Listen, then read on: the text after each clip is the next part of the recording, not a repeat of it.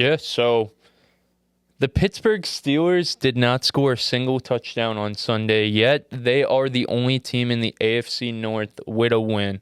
Shout out to them for that, but this isn't about them.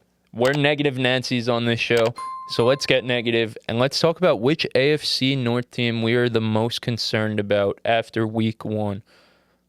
Tom, the floor's yours, man. Mine? You said in the chat you had a lot to say about this one, so. Yeah, I mean, it's tough because the Bengals lost to the Patriots, and I feel like no one's talking about it. And, like, I don't know. That's not good. Team's out. And he doesn't look like he's coming back anytime soon, actually. Anyway. So. But, hey, Patriots are nice. Yeah, sure. They're better than we thought they'd be. Anyway, it's the damn Cleveland Browns, all right? They have they have everything. They have everything. They have a great defense. They have a great receiver room. Their running back room is great. Their offensive line, it's good sometimes. But that damn quarterback, that damn quarterback, he can't do anything. He is terrible.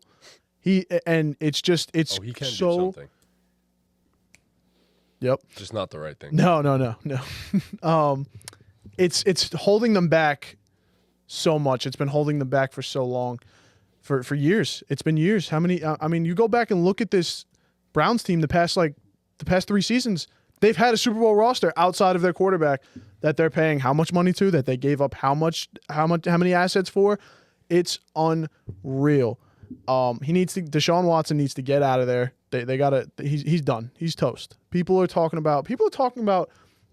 Can he still return? Will he ever return to that Houston form? Bro. I think that's been dead since at least last season. Like week 1 of last season, we quickly learned that version of Deshaun Watson is gone. He's gone. He's dead. He died on a massage table. He's gone.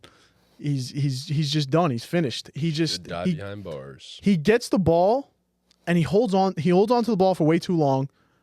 And like you said, we were talking about it before the show. You said the 2 starting tackles were injured. Yep.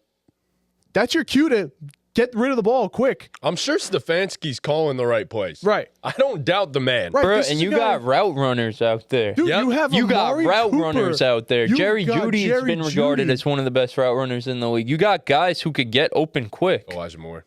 You got guys who could get open quick and who you could work the quick game. Yet again, like you mentioned, he's playing like he's still in that Houston form. He's trying to evade pressure and do all the shit, and he's just not that. You're just like you're not that guy, pal. Fucking for real, character aside, just football, you are not that guy, bro.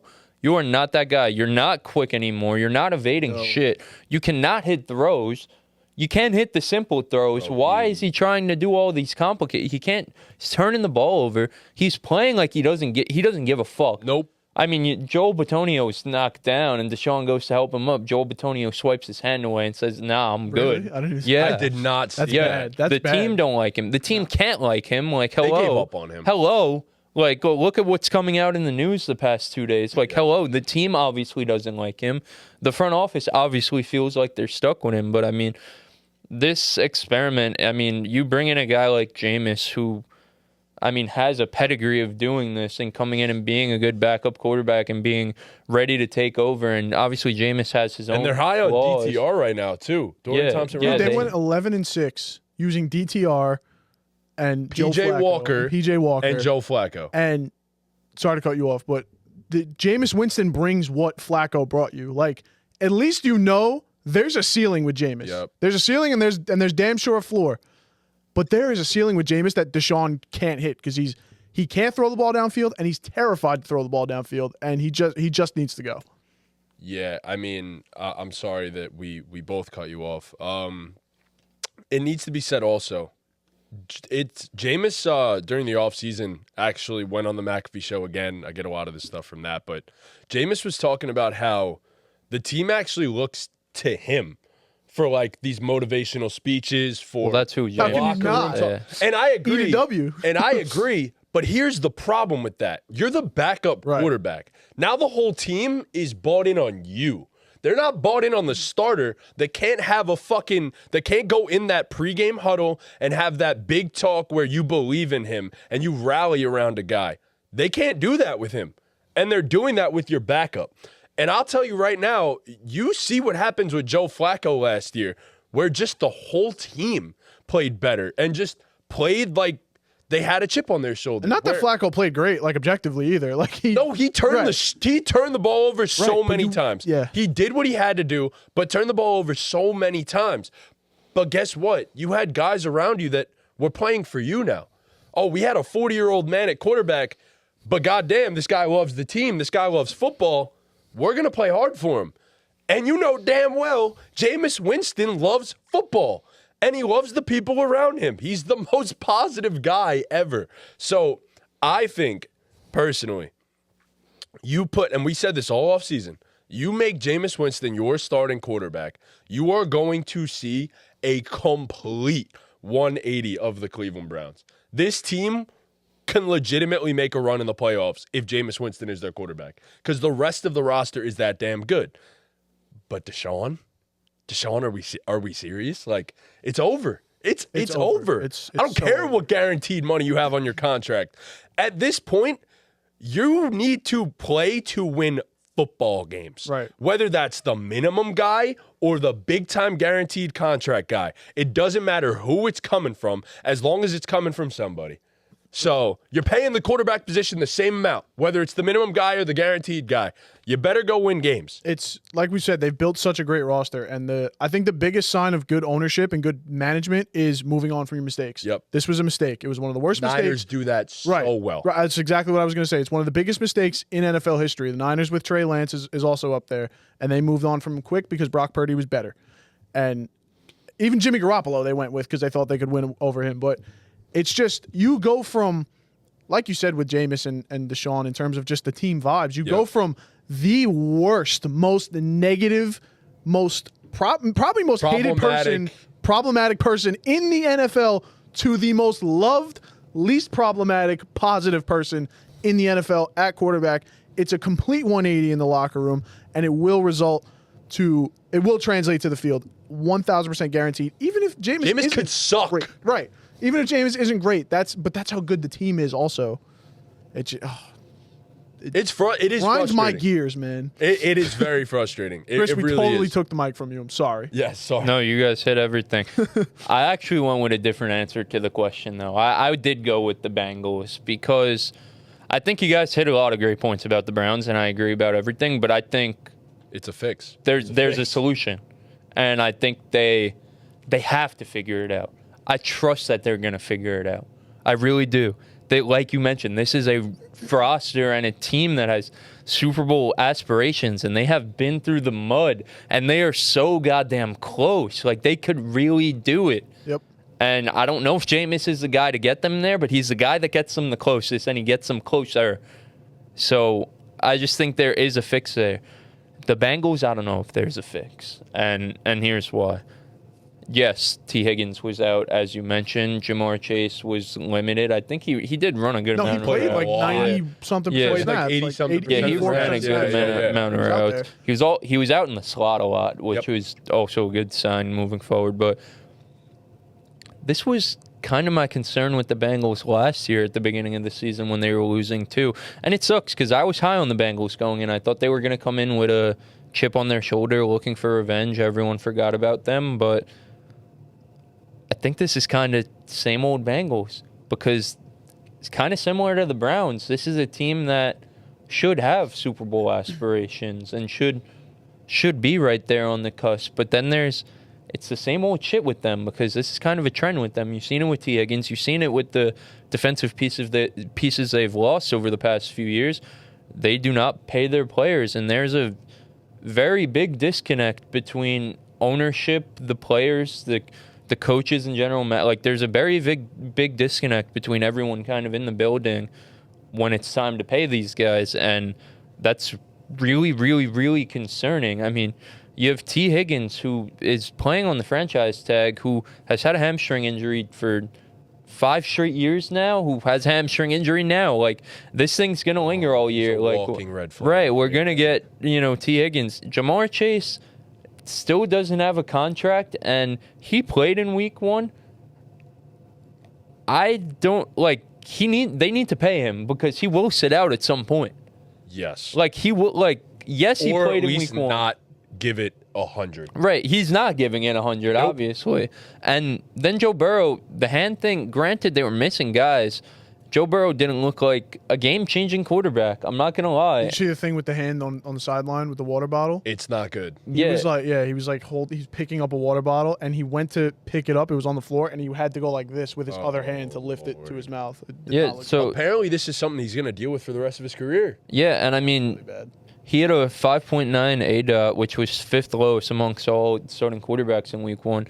And again, like I said, my concern with them week 1 last year, I remember when they started slow, was there were no explosive plays. And it's Joe Burrow and these dynamic receivers and a Bengals offense. They're supposed to be dynamic, and they just weren't. And the biggest concern is the defense. And I overlook that. I trusted Lou Anarumo, but I think this defense There's is only just so much he can do. Yeah. Yeah, they've lost too many pieces. I mean, they were toast. And I have a few stats written out that just really, really stand out here. So the Patriots had a 2.33 EPA per play on late rushing downs, so on 3rd and 4th down when they ran the ball.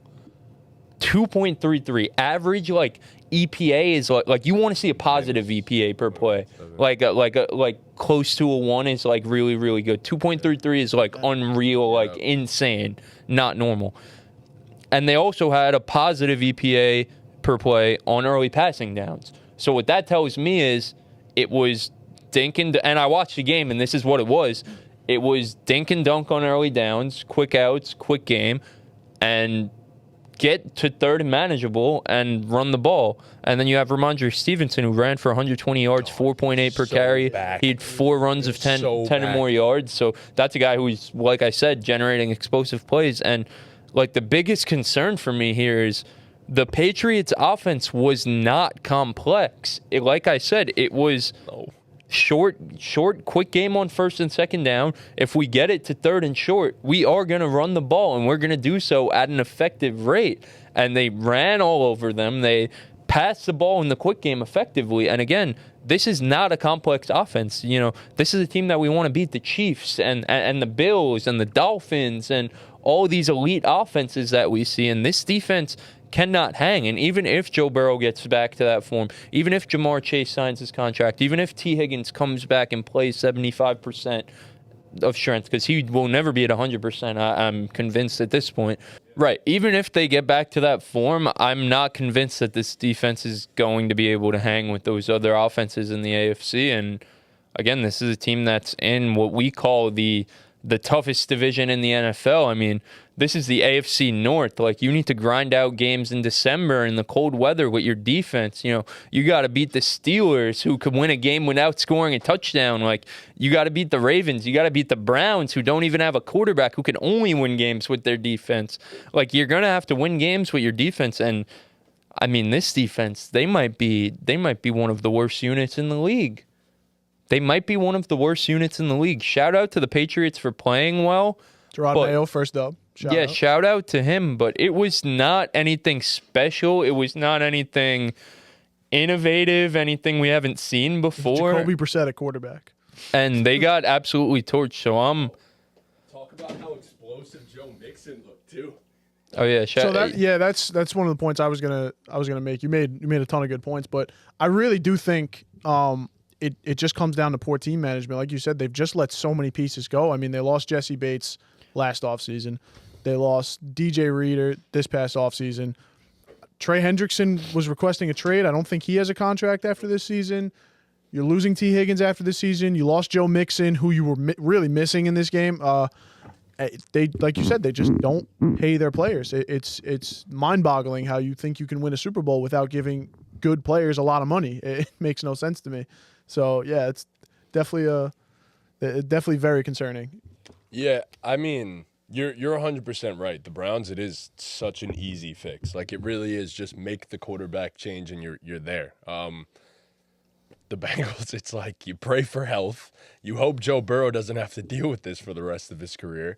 And yeah, I mean, they lost a lot of pieces on the defense. There is still talent on the defense. There definitely is, but man, I don't know. They're so thin, though. They are. That's another They thing are. too. Is like Joe Burrow's in this situation because they made him play. Like they kept him out there while he was hurt, and it got worse because of him playing. So it's just. Well, he had a completely different injury, I think. It was at first. Was it? It was a calf injury going and then in, he hurt his wrist. and then he hurt his wrist. But he was playing. He was still playing hurt. He played hurt to start the year, and then by like week 5, he started bawling. Right. I remember he started bawling. Right, because he finally sat out a week. Yes, Yeah, and then you're right. he injured his wrist a few weeks later, and now we're in the situation right now. It's malpractice by the front office. But it always is with the Bengals. Yeah. Like they always. This is going back. They're going back like decades too. Like it's back to like Ocho and T.O. and those guys. It just really feels like one way or another, if you have bad ownership, it will curse your team. It will curse your team. You could build a phenomenal roster, but if your owner sucks, your team is screwed. Right. Eventually, some of your draft picks are going to hit, and things turn out. Things turn out okay. Always rely on rebuilding and retooling through a draft. Like you can't always rely on that. You need to re-sign some of your guys. You have to. You have to pay up to the. Like, yes, I understand I get it that you don't want to pay the man more than Jed has just got. You don't want to reset the market after it was just reset. But, bro, you got one of them ones. Like, you have to understand the highest paid is the next guy getting paid. Like, it's just how the NFL works. Right. So, he doesn't have to be number 1, but goddamn, like, we're splitting hairs here. He's what, number 3 in the NFL right now? Number 4? So, I don't know. Bad ownership trickles down. One way or another, your team is screwed if your owner is the way the Bengals owner is. Cheap. How you an NFL owner and cheap? I don't know, man. How are you trying to win a Super Bowl and cheap? Yep. Like, Yep. one thing to just sit and count your money. Like, You know whatever, you're going to pay the guy. Right. Yeah. You're going to pay the guy eventually. It's Just give me my money. Yeah. Yeah.